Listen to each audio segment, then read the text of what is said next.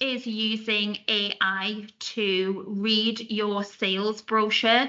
Now, as we all know, uploading reams and reams of information about your developments is very time consuming and can be expensive if you're paying somebody else to do that. So what we've done is we've created something that takes that pain away from you, that headache, and I shall show you how that works now. So what you'll see is this little dialog field here. So you will upload your property development brochure in a PDF.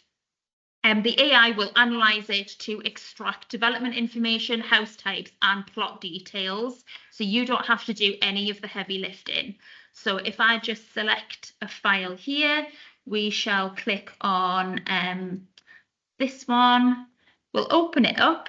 So you can see that it's been populated in the field, just using this one as an example.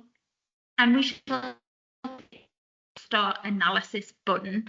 Now you can see that the status is pending, and it might take a few minutes. So you might have some that are quite large files. That's fine. You can still go along with everything that you need to do.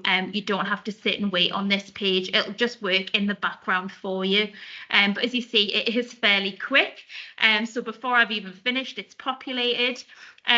Now, what you're seeing is all of the information that's been pulled out of that sales brochure. So it splits it into different phases. So the first is the development information. So you can see we've got the development name of Abbey Heights, we've got the town, we've got the warranty provider, the address and the postcode. We can see here the description of the development as well, and the confidence. So all that means is how confident the AI is that it's pulled out the correct information. So that's a really good score.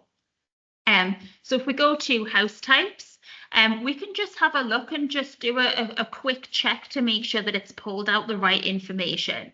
So if we move along to the plots, what you can see is the amount of plots that are in this particular development. So it's created the plot, but it's also pulled in the house type as well. So again, it's something that you don't then have to retrospectively go back and have to do. And you can then as well add the price on top of it, which is great. So then if we create the entities, that's it, creating the developments there.